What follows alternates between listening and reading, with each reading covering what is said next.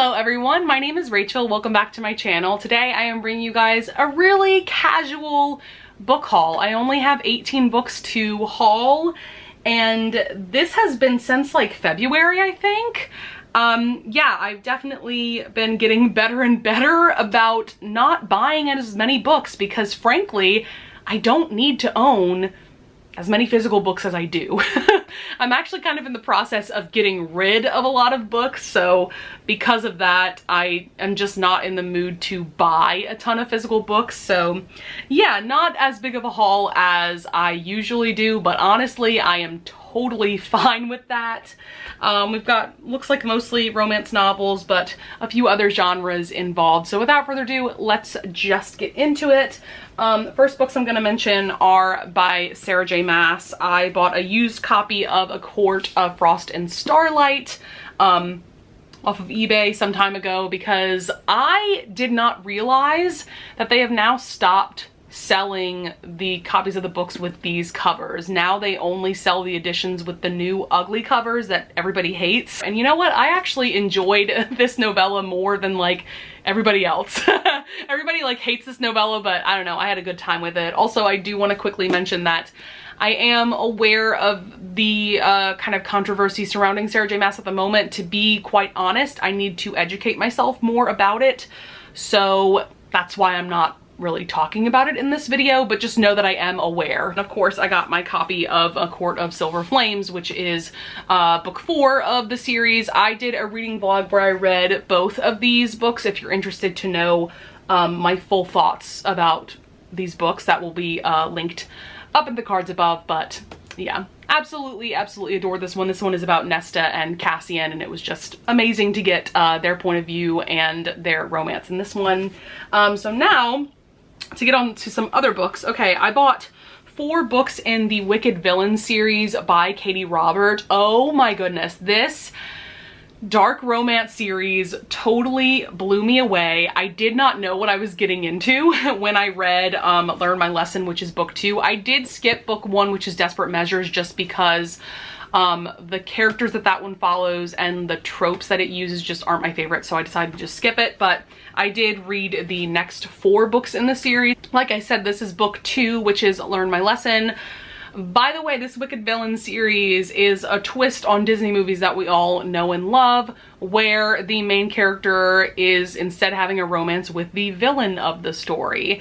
But this is a very, very different story for sure, and these are all dark, erotic romances, and they're everything. Learn My Lesson. This one is about Hades, Meg, and Hercules. This is my personal favorite of the series. I love it so much. And then we have A Worthy Opponent, which is about Tank and Hook.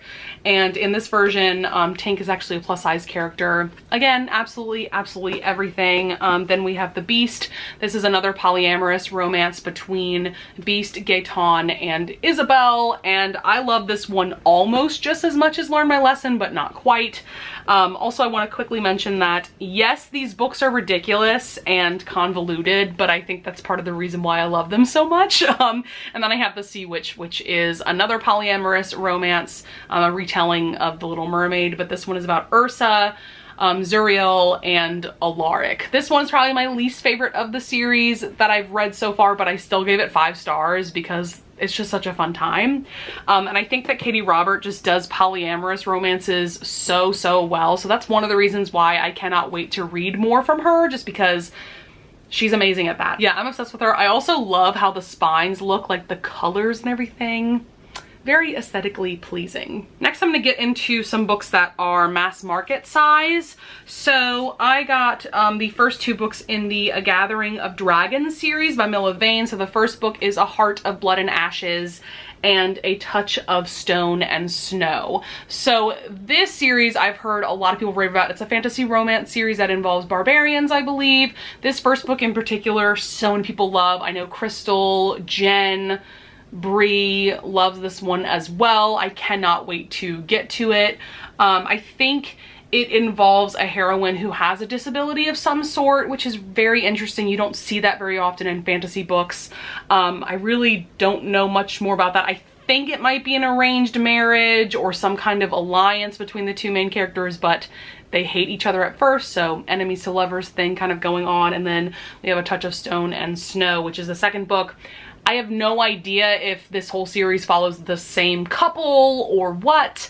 I'm gonna go into this pretty blind, but I'm really, really excited to check out these books as soon as possible. Next up, we have My American Duchess by Eloisa James. Here is the stunning step back. I am just obsessed with step backs.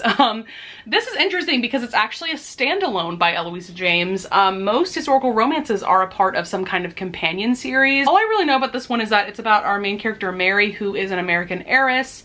And I think that she's been engaged like once or twice before, but those engagements have fell through. But because of those broken engagements, she doesn't have the best reputation anymore. I've heard nothing but amazing things about this one. Like, this is a lot of people's absolute favorite Eloisa James novel, so really, really excited to get to this one. And I'm also just looking forward to checking her out in general because I have yet to read any of her books yet, and I've just heard such good things about her. Next up, we have two books by Beverly Jenkins, who has definitely become one of my favorite historical romance authors. So the first one is Night Song. This is the first book that she actually ever published, but this is a new cover. I'm not quite sure, I can't really remember what this one is about, but I've heard really amazing things about this one. And the other one that I got is Nighthawk. All I really know about this one is about our hero Ian, who is a bounty hunter, and he is charged with delivering our heroine Maggie to the law. It sounds like she is being accused of a crime that she may or may not have done. So I'm really interested to read this one as well, and I love this cover as well. Then the last mass market that I have here is To Beguile a Beast by Elizabeth Hoyt. I will show you this step back. It's really, really pretty. Once again, I just adore all of Elizabeth Hoyt's step backs. This is a Beauty and the Beast retelling. It's a part of, I want to say it's like the Legend of the Four Soldiers series. This is definitely the fan favorite of that series, and I've just heard nothing but phenomenal things about this one. It sounds like it's a lot of people's like absolute favorite Elizabeth Hoyt novel. So really, really looking forward to reading this one at some point. And then let's get into the other books that I have. I got a copy of Most of All You by Mia Sheridan. So I heard Brie from In Love and Words rave and rave about this book recently. The plot sounds absolutely incredible. She said that it is like almost, if not just as amazing as Archer's Voice, which is quite the claim because that book is absolutely phenomenal. Hands down one of my favorite romances that I've read so far this year. But the plot of this one just sounds so good. So we are essentially following Crystal, who is a stripper, and then Gabriel, who has a really dark past. And I think he just wants to get more comfortable around women or around like a woman touching him in general. And so he hires Crystal to help him out with that, and things go on from there. It sounds like Gabriel is kind of a similar character to Archer in a lot of ways, that he's just like maybe a more softer spoken person, and maybe more of a cinnamon roll hero. So I cannot wait to read this as soon as possible because it just sounds absolutely fantastic. Next up, I have The Intimacy Experiment by Rosie Danan. I am so happy to have a physical copy. I bought a signed copy from Town Book Center, which is in Collegeville, Pennsylvania. But yeah, there's her signature. I'm so excited. I adored this book so much. This is another one that I think is going to end up being one of my favorite romances of 2021. It's absolutely fantastic. I'll link in the cards above the wrap-up where I reviewed this one, just so that you can get more of my in-depth thoughts about what I thought about this one. But it's absolutely fantastic. It is technically book 2 in a companion romance series about Naomi, who was a sex worker, and then Ethan, who is a rabbi of a synagogue. And it's just amazing, amazing, amazing. And then I have 2 books by Kay Ankrum. The first one I got is The Wicker King. I have read this one. I gave it 4 stars. Really, really enjoyed it. This one's interesting because it has kind of a multimedia aspect going on to it. Like, you can kind of see how the pages are designed. It's really, really interesting. And this one is about Jack and August. And Jack, I believe he starts seeing these hallucinations, and I believe he also has auditory hallucinations as well, if I'm not mistaken. And it's basically about this toxic, dependent relationship that starts happening between Jack and August. This is also young adult, by the way. Really, really interesting, very unique. And then I also got The Weight of the Stars, which also has kind of a multimedia aspect. I love how the spine looks. That's so cool. I think this one's more science fiction, and I think this might also be a sapphic romance. So I'm really looking forward to reading this one as soon as possible. We only have a couple books left, guys, but next up we have Happily Ever Afters by Elise Bryant. Definitely one of my like top 2 favorite YA books that I've read this year.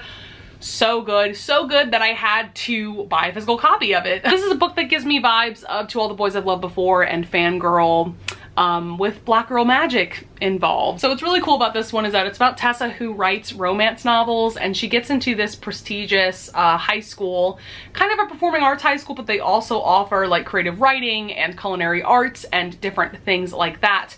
But as soon as she starts at this new school, she gets a very bad case of writer's block. And so her and her best friend come up with this scheme that she needs to find real romance in her life to give her inspiration to keep writing romance novels, and things go on from there.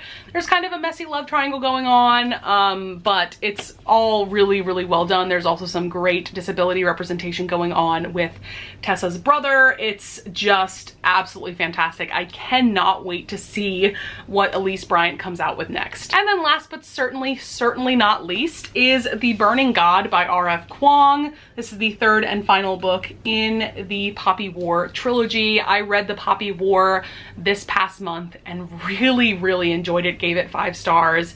I just think it's a really great adult fantasy for people like myself that are trying to get more into adult fantasy, but mostly only read YA fantasy. It's just really, really cool. The world is very interesting. Rin, our main character, is so complex and morally gray, and I love her so much.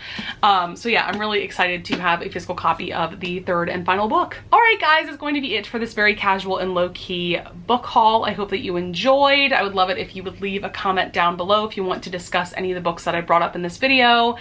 And yeah, with that being said, I would love it if you would leave a like and subscribe, and I thank you in advance if you do, and I will see you guys in the next video. Bye!